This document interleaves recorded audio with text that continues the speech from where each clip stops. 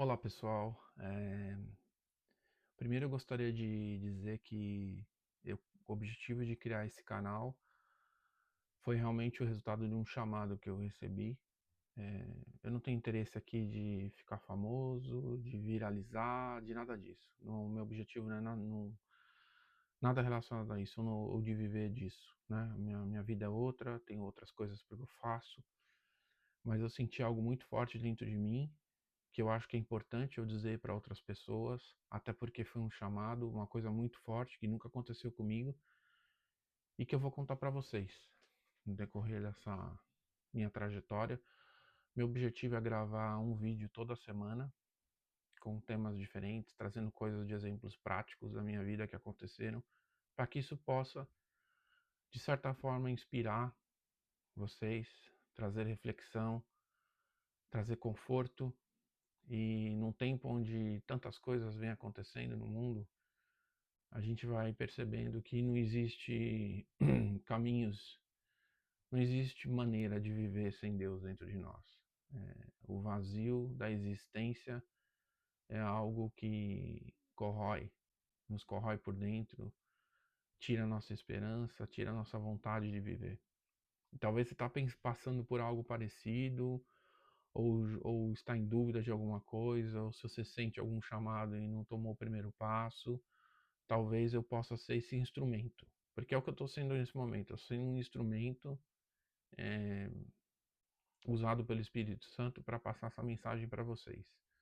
Eu me comprometi porque eu recebi essa coisa muito forte dentro de mim, que vem me tocando, que vem me cutucando. Então eu decidi começar isso. Não decidi adiar. E não importa quantas visualizações ou se alguém vai ver esses vídeos, mas de qualquer forma eu estarei aqui toda semana com um novo vídeo e eu espero que isso possa atingir alguém, que seja uma pessoa, já está cumprido o propósito de Deus. Enfim, eu queria contar um pouquinho dessa história rapidamente, depois eu posso me aprofundar em outros vídeos, em alguns detalhes, mas de uma forma muito rápida. Eu nasci num bairro periférico em São Paulo, na cidade de São Paulo, numa situação bastante desafiadora do ponto de vista econômico e financeiro. E nasci num lar que eu posso dizer evangélico. A minha mãe não necessariamente ela ia na mesma igreja que nós frequentávamos. Minha mãe ela era testemunha de Jeová, ela fazia estudos bíblicos em casa, mas de certa forma tinha fé em Jesus, em Deus. E aqui não estou aqui para criticar a religião, para falar de igreja, para falar de nada disso. Aqui eu estou para falar de experiências reais vividas com Jesus, com Deus. É, não estou aqui para defender nenhuma bandeira evangélica. E eu, meu pai e meus outros irmãos, nós frequentávamos uma igreja. Meu pai nos levava a essa igreja, uma igreja evangélica, é, mais conservadora. E foi ali que eu comecei minha trajetória, desde muito pequeno, na escolinha dominical, cantando os corinhos, decorando os versículos. E essa é meio que minha rotina. Então eu tinha isso como todo domingo eu tinha essa obrigação, vamos dizer assim, né, de ir à igreja. E para mim era justamente isso, era uma obrigação que eu tinha de ir naquele momento, ficar ali 1 hora e meia, 2 horas, brincar com os meus amiguinhos e depois ir embora. E isso em meados até os meus mais ou menos 10, 11 anos, essa era um pouco a minha rotina. Depois aconteceu algumas coisas na minha casa, na minha família, que fizeram com que essa situação mudasse.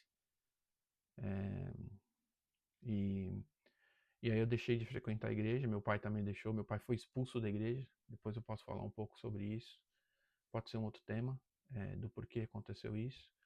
E quando ele foi expulso da igreja, nós também saímos da igreja, porque a única pessoa que nos levava à igreja era ele já não ia mais, então a gente deixou de ir. E aí foi então que eu tomei a adolescência, 12, 13, 14 anos, aquele momento de rebeldia que todos passam, né? Eu comecei a andar de skate, ouvir rock and roll e ter uma vida diferente. Mas pela graça de Deus eu nunca me envolvi com drogas, nunca me envolvi com bebida. apesar de ter tido acesso constantemente, né? No bairro onde eu morava, na Vila Brasilina, que era um bairro periférico, um bairro onde muita coisa aconteceu lá, muitos amigos eu perdi para o crime, eu perdi porque foram assassinados, é, mas eu sempre quis mudar minha realidade, né? Eu sempre quis colocar dentro de mim que eu ia batalhar para conquistar as minhas coisas. Então, desde muito cedo eu fui atrás.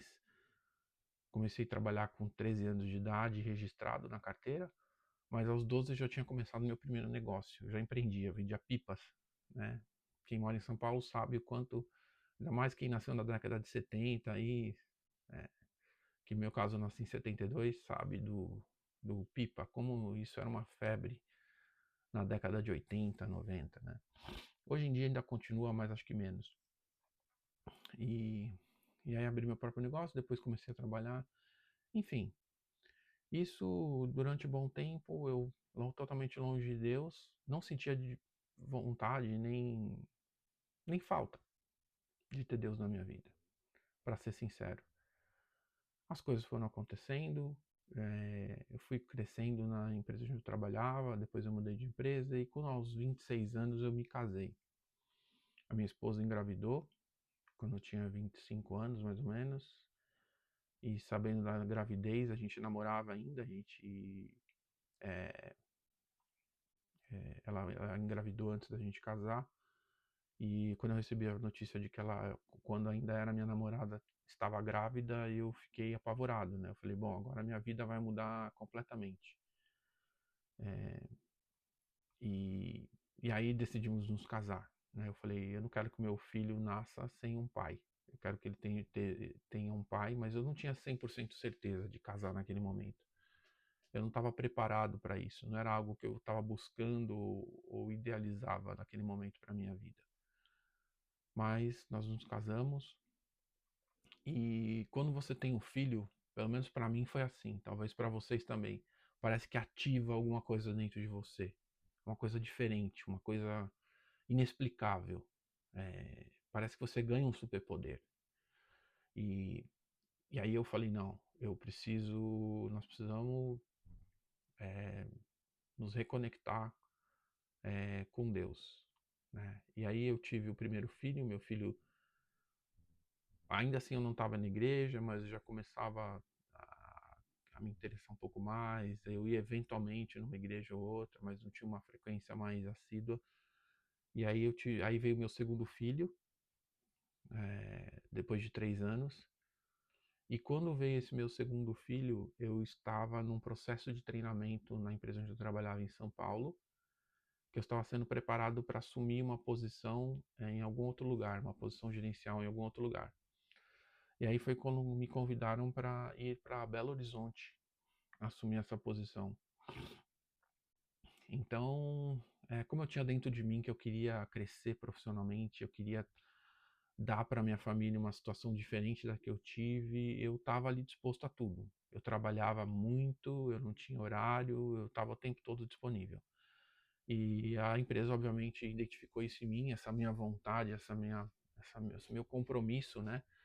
E falou, então tá bom, tem uma área lá que é uma área um pouco complicada, você vai ter que ir lá resolver algumas coisas, desenvolver. Eu falei, não, tô pronto, vamos embora. E aí decidimos mudar para Minas Gerais.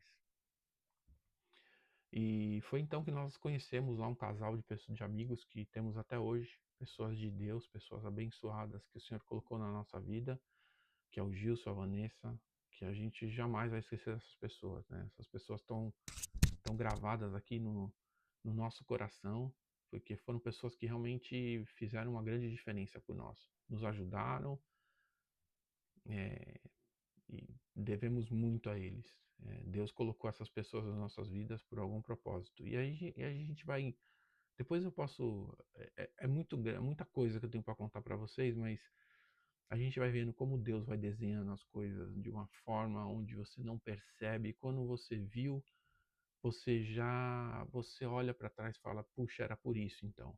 Então tudo tem realmente um propósito. E essa era uma frase que me incomodava bastante no meio cristão. Ah, tudo tem um propósito. Que propósito é esse? Qual é o propósito? Muita gente deve estar se perguntando agora, se alguém estiver assistindo isso. Que propósito? Qual é o meu propósito? E é uma resposta difícil de ser respondida, né? Talvez demore alguns anos, demore décadas para você descobrir. Mas tenha certeza de uma coisa, você tem um propósito na vida. E Deus colocou essas pessoas no nosso caminho e nos levou para a igreja. Nos convidou, de uma forma constrangedora, fez com que a gente não pudesse negar. Eu, no começo, estava um pouco resistente. Eu ia em igreja, pô, todo domingo, eu quero descansar, não vou ficar indo em igreja, né?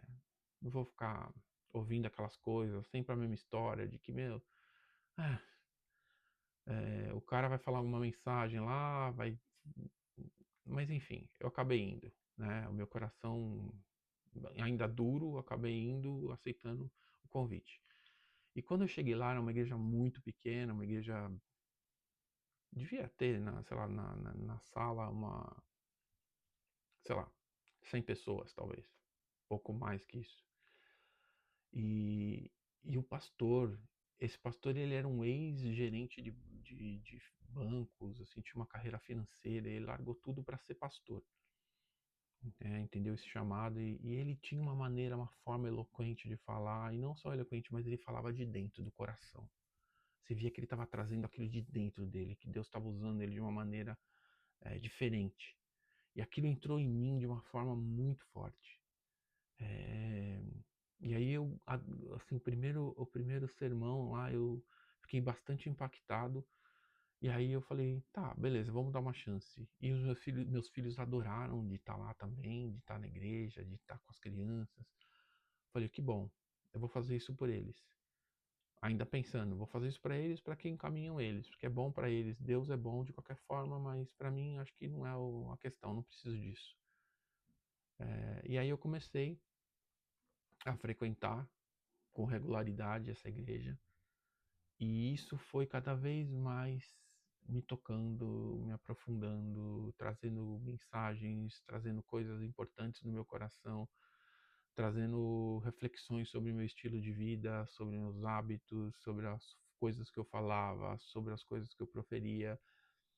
E eu fui sendo modificado nesse momento, durante esse 1 ano. Mas ainda naquilo, né? Ainda não era batizado e depois de 1 ano eu fui transferido novamente, né? A gente fez lá o trabalho que tinha que ser feito, foi um resultado muito bom e a empresa reconheceu que eu poderia estar sendo usado em outra localidade. Aí me trouxeram de volta a São Paulo. E quando eu cheguei em São Paulo, eu sabendo já do que tinha acontecido comigo, falo, se deixar a coisa esfriar, a gente não vai seguir esse caminho. E outra coisa, mais curioso, o meu filho mais velho, uh, ele pedia, ele falava, papai, quando que a gente vai voltar para a igreja? E porque eu quando mudei de Belo Horizonte para São Paulo, sempre quando eu chegava, minha rotina era mais ou menos parecida em todos os lugares onde eu ia. Eu me aprofundava no trabalho, tentava dar o meu máximo ali para poder entender rapidamente o cenário e poder começar a gerar resultados, porque eu queria crescer, eu queria ter uma carreira, eu queria ser um executivo, eu queria ter um cargo de liderança elevado dentro da corporação. E aí meu filho sempre falando, papai, quando a gente vai pra igreja? Papai, quando a gente vai pra igreja? Minha esposa sempre muito mais sensível do que eu, apesar de eu ter nascido no lar evangélico, desde pequeno frequentei a igreja e ela não, mas ela tinha uma sensibilidade muito maior, tem uma sensibilidade muito maior do que eu para isso, e enxergou uma necessidade da gente continuar seguindo. Nesse meio do caminho, é, nós tivemos um problema com um dos meus irmãos, com o uso de entorpecentes, de drogas, e aí a gente achou um lugar onde ele poderia ser tratado, que era uma igreja evangélica, e dar apoio, né? Que esses locais davam apoio para pessoas dependentes químicas. E aí foi então que a gente descobriu essa igreja e começamos a frequentar. No momento eu me mudei de São Paulo. Primeiro eu me mudei para a casa da minha mãe, onde tinha uma casinha onde eu tinha construído antes de eu antes de eu me mudar, né, eu tinha construído uma casinha lá para eu morar com um kitnetzinho, eu e minha esposa e meu filho. E como a gente veio depressa, a gente começou a morar lá, mas acabou não dando muito certo. A gente, até por conta desse meu irmão, a gente mudou. Eu comprei um apartamento na Vila Prudente, próximo a Cepan ali, não sei quem conhece em São Paulo. E aí a gente começou a frequentar essa igreja que era muito próximo da Igreja Batista Boas Novas, com o pastor Wagner Vailate. E esse homem marcou muito a minha vida. Se tem uma pessoa que carimbou meu coração, foi esse pastor. E aí começamos a frequentar essa igreja e foi uma bênção ali, né? Onde a gente começou a se discipular, e aí foi quando a gente tomou a decisão de nos batizarmos. E aí nos batizamos, apresentamos nossos filhos na igreja, e aí eu comecei uma trajetória ali. E ali comecei também, de novo, uma melhoria contínua do meu processo existencial, né? Eliminar coisas, vícios que eu tinha, vícios não alcoólicos, nada disso, mas vícios de talvez de linguagem, de falar um palavrão, de falar uma coisa assim. Não que eu não tô querendo pregar moral aqui, tá? Mas as coisas vão se transformando para você quando você começa nesse processo. De novo, zero moralismo aqui no quem sou eu para falar alguma coisa, mas é natural que isso aconteça na sua vida. Você já não vê mais importância. Então, coisas que você via no passado, você já começa a não enxergar que aquilo não acrescenta mais na sua vida. Então, essas mudanças foram acontecendo naturalmente. E eu fiquei por 2 anos em São Paulo, frequentando essa igreja. É, e, e aí, então, novamente eu fui transferido para Recife. E, e aí, quando eu fui transferido para Recife, a gente de novo chegou lá e agora de novo estamos sem comunhão aqui, não temos uma igreja para frequentar. E a gente buscou uma igreja que era na própria rua onde nós morávamos, que é a Igreja Batista da Boa Viagem ali, em Boa Viagem, em Recife. Começamos a frequentar essa igreja, mas aí para mim a coisa começou a voltar a esfriar de novo. E aí eu colocava a culpa na igreja, falando assim, essa igreja não tem uma palavra forte. E aí é uma coisa importante que eu quero dizer para vocês, não terceirize a tua comunhão com Deus para pastor nenhum. Você não pode depender do sermão do domingo para seguir teu caminho firme e conectado com Deus. Esse é um erro que eu cometi, e isso fez com que eu deixasse meu coração vulnerável e deixasse de viver uma coisa espetacular que eu tenho vivido hoje. Apesar de muitas dificuldades que a gente está vivendo hoje. Eu vou contar para vocês passo a passo, para que vocês possam talvez usar isso de alguma forma, ou de repente alguém está passando por isso. Então não terceirize jamais a tua conexão com Deus. Deus é um Deus pessoal, onde o relacionamento dele é direto, não precisa de intermediário. É importante a comunhão, principalmente nos primeiros momentos, onde você está começando, você precisa de alguém para se apoiar. E é bom sim frequentar uma igreja, não é ruim. Mas isso você não pode terceirizar a tua comunhão, o teu entendimento, a tua conexão para outras pessoas. Você não tem que usar intermediário. A tua conexão é direta e você tem que usar isso. Bom, aí eu coloquei a culpa na igreja. Não, essa igreja não é boa, a mensagem não é razoável, não estou gostando. E é mais meio que o meu obrigado só para manter os nossos filhos. Eu ia mais pelas crianças, para que elas mantivessem aquilo, porque eu sei que é importante, foi importante para mim, eu sabia que era importante para eles. Mas eu estava sendo um hipócrita nesse momento. Porque eu estava indo na igreja e não estava praticando absolutamente nada. Eu ia lá só por conta. E em alguns momentos meus filhos também percebiam isso, porque as crianças percebem o que você faz, não o que você fala. Todo mundo sabe disso. O exemplo que um pai e uma mãe pode dar para um filho é fazendo, eles enxergando, eles tendo exemplo E não só simplesmente você falando, não, vamos lá porque é importante. Eles começavam a perceber isso. Eles também não começavam a não querer muito mais. Começaram a ir obrigados. E eu levava eles mesmo que obrigado na igreja. Eles eram pequenos ainda, eu podia fazer isso. Que é errado também. Enfim. E aí esses erros começaram a se acumular na minha vida. Aí a gente ficou mais ou menos 2 anos morando em Recife, frequentando essa igreja. Frequentando só. Visitando e sentando lá e tomando um cafezinho no final. É isso que nós fazíamos. Mas não existia uma comunhão real. E toda a oportunidade que tinha de um encontro, de uma célula, não sei o que, eu fugia. Não, não quero. Não quero ficar com esses caras. Quero bater papo com crente. Né? E tinha essa coisa muito forte dentro de mim. E aí eu fui cumprindo essa tabela, vamos dizer assim. E aí já tinha voltado a praticar as coisas, né? E voltar a ser do mundo, né? Vamos dizer assim. E aí é muito importante você saber, quando fala, você é do mundo, você não é do mundo. A questão não significa, não estão dizendo de puritanismo aqui. Porque todos nós somos pecadores e pecadores miseráveis. Hoje de manhã ou hoje à noite, vou cometer pecado e vou continuar cometendo, e você também vai.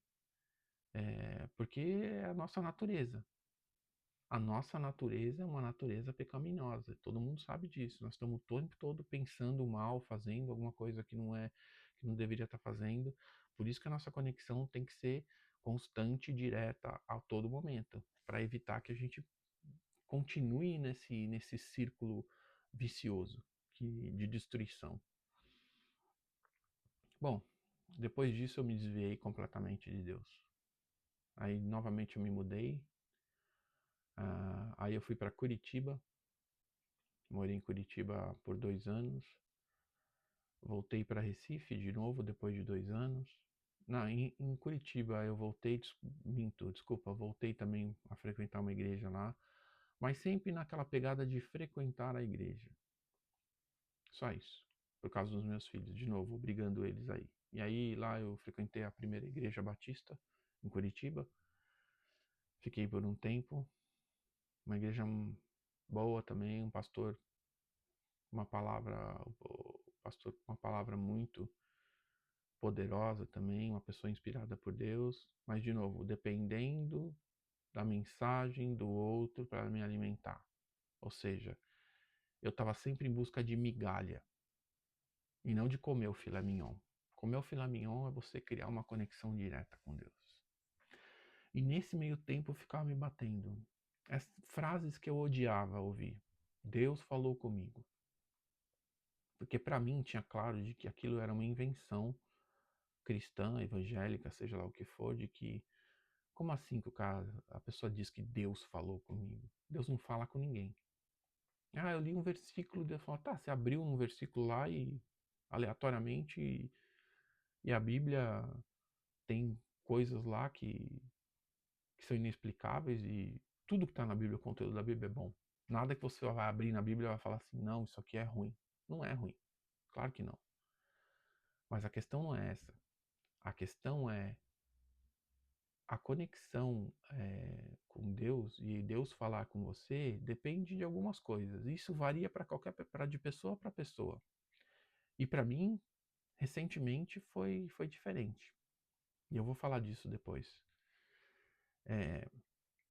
E aí ficamos lá em Curitiba por 2 anos, quase 2 anos, frequentando essa igreja, na mesma pegada. Aí meus filhos já estavam lá um pouco mais, porque era uma igreja que também trazia um pouco mais de entretenimento. Não significava que era uma igreja melhor ou pior que a outra.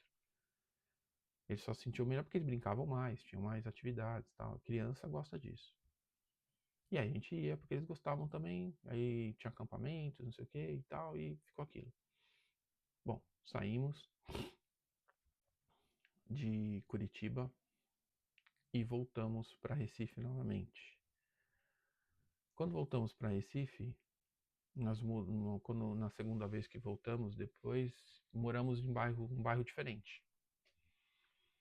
E aí foi então que a gente deixou de ir naquela igreja. Começamos ainda um pouco naquela igreja lá em Boa Viagem que a gente ia, Mas eu com aquele meu pensamento de que essa igreja aqui, meu, que saco, velho. Putz, parece aquela igreja antiga, assim, aquelas pessoas cantando, aquela coisa, aquele hino, mas o problema não era a igreja. O problema era eu. Eu era o problema. Porque não importa onde você frequenta, qual igreja você frequenta. O problema é você. E nesse caso, eu era o problema. E aí ficamos um tempo lá, depois descobrimos uma igreja mais próxima da onde a gente morava, que é a Igreja das Graças, uma presbiteriana. Até então a gente só estava indo para a Igreja Batista. Então trocamos a bandeira da igreja. Que isso também é uma coisa que eu acho. Um é presbiteriano, outro é batista, o outro. Isso não quer dizer nada. Deus é o mesmo, né? Deus é um só. Não tem um Deus batista, um Deus presbiteriano, um Deus pentecostal. O Deus é único. A mensagem é única. A Bíblia é única. A mensagem é única. Mas criamos as nossas entidades evangélicas. E fomos lá para a igreja presbiteriana. E aí a presbiteriana já tem uma outra abordagem, né? Que é a abordagem da eleição, que são os escolhidos, se existe ou não existe livre-arbítrio. Aí começa a entrar em uma discussão que, sendo bem sincero para vocês, não agrega nada, na minha opinião, tá? E aqui é a minha opinião, tá? De novo, não sou pastor, não sou teólogo, a minha opinião é o que eu estou dando aqui agora, nesse momento. E se você quiser considerá-la, considere, se não, simplesmente ignore. Bom, começamos a frequentar essa igreja presbiteriana, foi um tempo muito bom, conhecemos pessoas lá muito boas, vizinhos nossos, inclusive, no mesmo prédio que a gente morava, coincidentemente frequentava essa igreja e eles tinham uma célula, e aí começamos a frequentar essa célula. E o curioso é que eu nunca tinha frequentado uma célula, e foi uma experiência muito boa, porque na célula eu acho que a minha conexão com Deus foi muito maior do que quando eu estava só simplesmente indo em igreja. Na célula é um grupo menor. É um grupo, na época tinha o quê? Talvez 10 pessoas, um pouquinho mais. E aí você começa a criar conexões, você começa a ter uma interação, você começa a se aprofundar um pouco mais na leitura e no estudo das escrituras. Foi um tempo muito bom pra gente. E nesse momento quando eu voltei para Recife, eu já estava numa situação financeira muito boa. Eu estava num cargo onde eu estava ganhando muito bem. Eu tinha uma boa remuneração, morava num prédio gigantesco, muito bem posicionado lá em Recife. E nesse momento eu estava levando um pouquinho mais a sério essa questão, né, da comunhão com Deus. E aí nesse momento eu tinha um sonho dentro de mim, vamos dizer assim, um projeto dentro de mim, dizendo que eu deveria me aposentar com 45 anos. Esse era o meu target. Me aposentar, eu digo assim, de ser empregado. Né? E até então eu tinha tido uma vida bastante intensa, de muito trabalho, de muito estresse, de muita cobrança. No decorrer desse período eu desenvolvi síndrome do pânico, problemas psicológicos, problemas muito sérios, depressão, passei por uma depressão, passei por várias coisas. E foi então que eu coloquei isso na minha mente. Falei, com 45 anos eu quero me aposentar. E aí começamos a buscar oportunidades de negócios na ocasião. E eu trabalhando ainda, falei para minha esposa, falei, olha, vamos ver se a gente consegue achar alguma oportunidade de negócio. E você toca o negócio e eu continuo trabalhando por um tempo. Aí a hora que o negócio começar a andar, eu saio e a gente vai tocar esse negócio. Tá bom. Aí começamos a buscar alguma coisa e apareceu um negócio muito bom. Contratamos uma empresa de consultoria para buscar oportunidade de negócio. E logo apareceu um negócio muito bom pra gente, que era uma rede de franquias que ela estava terceirizando as lojas eram próprias, ela estava transferindo as lojas para investidores. E apesar de a gente não ter o dinheiro todo para investir naquele momento, a gente tinha uma parte só, uma parte pequena, inclusive. Tivemos uma conversa com eles, eles gostaram da gente, gostaram do meu perfil e decidiram então fazer uma forma flexível de pagamento e que para a gente foi um ótimo negócio, porque eram lojas muito boas, muito prósperas, que estava com resultado financeiro muito bom. E aí a gente abraçou esse desafio. A cooperação já estava rodando há muito tempo, não era uma coisa que falava assim, ah, não tem resultado histórico. Não, tinha um resultado histórico para provar que o negócio, que a operação era uma operação lucrativa. Bom, decidimos então investir nesse negócio e aí começamos a minha esposa começou a trabalhar nisso, a tocar a operação e eu no paralelo ajudando ela, dando um respaldo em alguma coisa ou outra que ela precisava, mas ela sempre à frente do negócio. E o negócio começou a crescer, crescer, crescer. E aí a gente tínhamos 3 lojas em Recife, e abrimos a 4ª loja, quando abrimos um novo shopping na cidade, e a coisa estava indo muito bem. Isso era por mais ou menos em 2010, 12, alguma coisa assim. De 2010 a 2012. 2012. Não, 2010 começamos com isso. E aí fomos, 2012 e tal. Aí quando chegou em 2013, o Brasil passou por uma recessão muito grande, uma crise econômica muito forte, que foi na época que a Dilma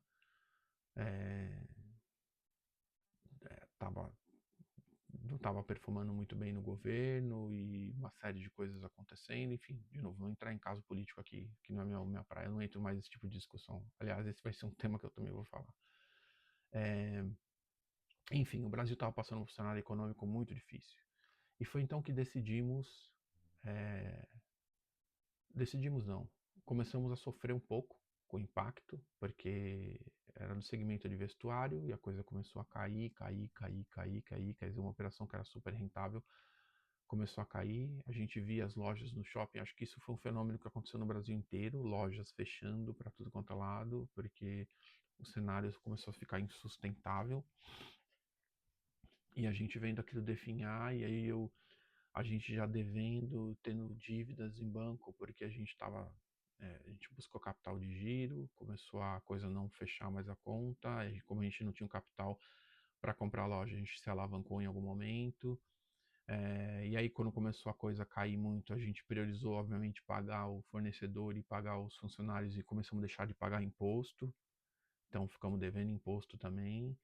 Bom, em resumo da história, quando foi em 2014 ou 15, 14 ou 15, a gente já não aguentava mais, o cenário era bastante complicado e eu fiz uma conta, uma projeção financeira. Eu já tinha largado meu emprego, desculpa, eu esqueci de falar, em 2013 eu tinha largado meu emprego, no meio de 2013. E isso começou a acontecer do meio para o final. Então é do meio de 2013 para o final, aí 2014 todo.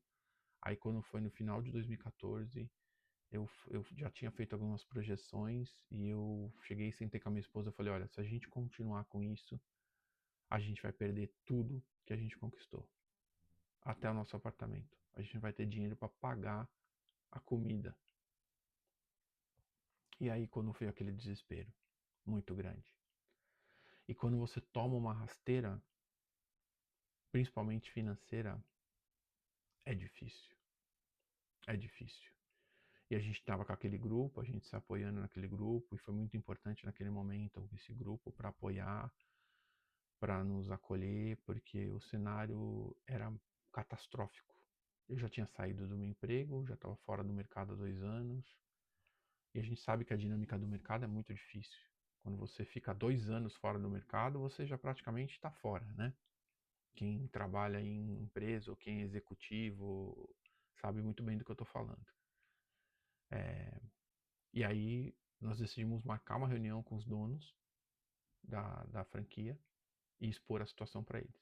Falar, olha, a situação é essa.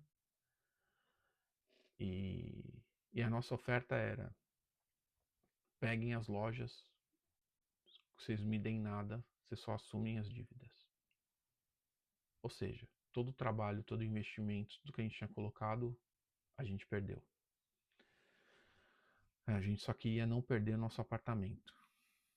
Então, e não perder nossa casa, né, onde a gente morava. E aí, ao mesmo tempo, eu comecei a procurar emprego também, para retomar o mercado. E aí, pela graça de Deus.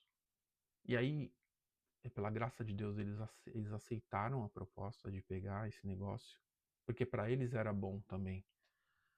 Né? Às vezes a gente pensa assim, ah não, Deus me abençoou. Isso significa que Deus abençoou, que o cara pegou uma bucha. No meu ponto de vista, ele pegou uma bucha. Porque ele tá pegando um monte de dívida, um monte de coisa, e eu tô me livrando de tudo isso. Então, quem tá olhando por fora fala, então tá, você entregou a bucha e o cara assumiu, Deus te abençoou nesse sentido. Quer dizer que Deus odeia o outro. Não, não é isso. O que eu tô querendo dizer é o seguinte, para ele foi bom também. Apesar de ele ter pego um negócio que financeiramente não era interessante, mas para ele, para a marca dele, para o negócio dele era importante. Era melhor que ele pegasse e não deixasse o negócio quebrar e falhar e falhasse no principal mercado dele, que era Recife, do que ele simplesmente deixar a coisa, né, fluir. Então ele decidiu pegar um negócio que para ele, olhando pelo aspecto financeiro, não foi um bom negócio para ele, mas ele olhou por outro aspecto, que foi a imagem de marca dele, né? E para nós foi um livramento porque a gente conseguiu se livrar da dívida. Perdemos nosso dinheiro de investimento, qualquer coisa assim, mas a dívida não acompanhou, que seria um buraco enorme para a gente certamente teria quebrado de uma maneira absurdamente gigante. A dívida era muito alta. Enfim. Aí eu consegui um emprego logo que eu saí a gente entregou o negócio, tomei a decisão, falei, vamos retomar, comecei a ativar meu networking de novo e tal, e eu fui chamado para uma entrevista, comecei a fazer algumas aplicações de emprego, fui chamado para uma entrevista, para trabalhar numa empresa, e aí aceitei essa proposta,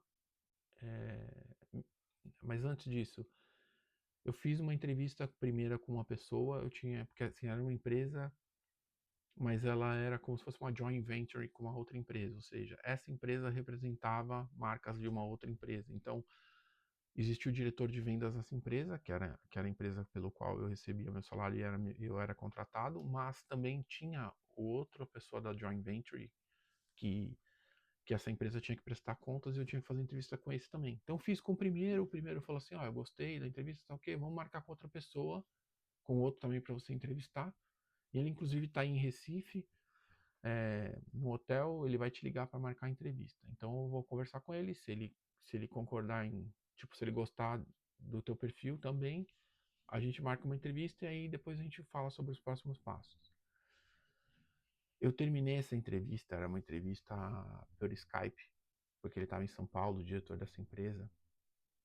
E esse período de espera para outro diretor me ligar e fazer a entrevista foi um período assim desesperador na minha vida. E aí foi a primeira vez. Claro que já aconteceram outros momentos, outros milagres na minha vida, outros livramentos na minha vida, inclusive o dono da empresa aceitar as franquias de volta, eu acabei de falar. Isso foi um milagre. Para mim foi um milagre na minha vida. Só que até então eu não tinha me atido a isso. Por isso que Deus fala muito claramente, me coloque à prova. E você tem que fazer isso. Não significa que você é um revoltado. Coloque Deus à prova, Ele vai te mostrar. Nesse momento eu me ajoelhei, comecei a chorar e falar, Deus, me mostra agora que você realmente existe. Que você está olhando para mim. E faça com que esse telefone toque. Mas não demorou 2 minutos que eu terminei, que eu disse amém, o telefone tocou. Aí muitos podem falar, era coincidência, porque o cara realmente gostou do seu perfil e ele te chamou. Será? Será que foi isso? Eu posso dizer para você que não foi. Foi Deus atendendo ao meu chamado, à minha angústia, olhando o meu coração, me resgatando, me tirando do fundo do poço. Porque quando aconteceu isso de eu quebrar o meu negócio, eu cheguei no fundo do poço. E às vezes o fundo do poço tem alçapão. Às vezes tem alçapão. E eu fui lá e fui além. Eu senti uma dor por dentro, uma coisa me rasgando, uma dor existencial. Porque eu estava perdendo tudo. Eu estava vendo naquele momento a minha família passar por necessidades. Estava na minha mente, já estava escrita a história. Eu vou passar por necessidade, eu não vou ter o que comer, eu não vou ter onde morar. Eu tenho 3 filhos, nessa época eu já tinha 3 filhos. O que eu vou fazer com essas crianças? Pagando escola, pagando plano, assim, o que eu faço? Como pai de família, se você é um pai de família, você passou por isso ou está passando por isso, você sabe do que eu estou falando. Mas eu posso dizer uma coisa para você. Essa situação pode ser revertida com o joelho no chão, com fé. E uma coisa que eu vou falar para vocês também sobre fé, que às vezes eu também tinha dúvida. Fé, o que é ter fé? Mas o vídeo de hoje eu vou me concentrar só em contar um pouco desse preâmbulo na história. E eu vou encerrar daqui a pouco, que já são 40 minutos aqui falando. Nem sei se vocês estão interessados ainda em ouvir isso. Mas, quando eu estava fazendo essa oração, o meu filho veio falar comigo, o meu filho mais velho, isso eu nunca esqueço. E ele veio falar comigo e eu, você não tá vendo que eu tô esperando a ligação antes de fazer essa oração. E você fica falando, eu tô, não sei o que, e comecei a jogar toda a minha angústia, todo o meu ódio em cima dele. Ele não tinha nada a ver com isso. Ele só era um adolescente, preocupado comigo. E eu não parei para pensar nisso. E nesse momento Deus me deu jogou um raio na minha cabeça, falando assim: olha o que você está fazendo com o teu filho. Aí eu abracei meu filho, a gente chorou. Foi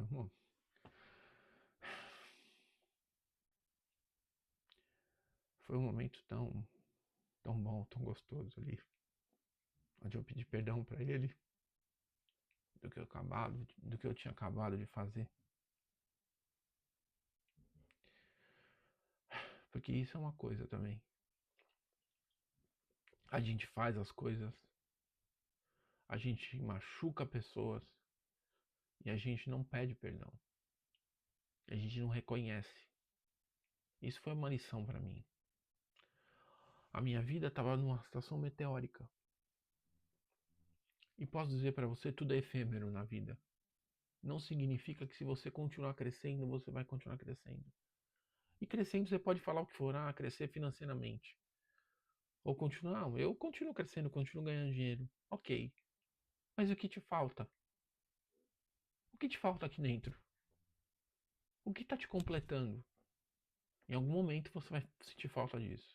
Pode ter certeza. Enfim. Aí a gente teve aquele momento que foi muito bom para mim, lavei minha alma, pedi perdão para ele, falei, filho, pequei, eu errei contra você, não deveria ter feito isso, transferido essa pressão. E ele entendeu, falou, não, pai, eu sei do que você tá passando, quer dizer, sabe? Para mim foi muito bom esse momento. Na sequência eu fiz essa oração, a gente orou. Eu lembro que ele orou junto comigo e ele tava também no paralelo, esses meus 2 filhos estavam frequentando uma outra célula de jovens, eles estavam num ritmo muito bom. E por que eu tô falando isso? Porque eu vou depois engatar numa outra coisa que é muito importante. E aí foi que eu recebi essa proposta e comecei a trabalhar nessa empresa. E aí eu posso dizer para vocês que Deus me puxou de uma velocidade. Sabe quando você é puxado por um gancho, catapultado? Eu não sei se vocês já tiveram naquele brinquedo onde você, aquele elástico humano que te puxa, aí solta você içado de uma velocidade muito grande. Foi o que aconteceu comigo. Eu saí do fundo do poço, da lama, da desgraça, para a glória, para cima. Eu consegui um emprego com um salário excelente na época, com uma série de benefícios. É, com dinheiro que eu ainda tinha salvado durante esse período que a empresa estava comprando, eles me disseram assim, ó, a única coisa que você tem que fazer é continuar honrando com alguns compromissos. E aí esse dinheiro que era fora dos compromissos que eu tinha acordado com ele, eu estava guardando esse dinheiro, guardando esse dinheiro, guardando esse dinheiro. Consegui guardar um dinheiro bom durante esse período que eu estava fazendo a transição para outra empresa. Olha como Deus é bom. Deus não só me tirou do poço com um emprego, uma fonte de renda para eu continuar pagando as minhas contas e continuar honrando os meus compromissos, mas Deus falou assim, não, ainda vou te dar um bônus. E aí eu saí com esse dinheiro, graças a Deus, e consegui continuar a minha vida. E eu vou encerrar por aqui e depois eu vou continuar com essa história, se é que vocês vão se interessar por isso. Mas o que eu quero dizer para vocês é, esse é um começo de um testemunho, meu canal chama Testemunho, que é justamente isso. De novo, aqui você não vai encontrar a base teológica, tradução literal do hebreu do original, não vai trazer traduções do Mar Morto direto para você, não é isso que você vai achar aqui. Mas aqui você vai achar uma pessoa falando do coração, de experiências reais que foram vividas, que talvez, que sendo usado como instrumento, porque eu recebi um chamado muito forte, e eu vou explicar isso para vocês depois, como foi esse processo, que para muitos pode ser a mesma dúvida, e que está aqui falando do coração, sendo inspirado por Deus para falar com vocês. Então, se você chegou até aqui, eu te agradeço e espero que Deus abençoe a sua vida e que te traga conforto. E se você quiser compartilhar com alguém esse vídeo, ou quiser já dar um like, ver se você gostou, dá um toque aí falando que você gostou, se é que alguém vai assistir. Mas é isso. Obrigado a todos e fiquem todos com Deus.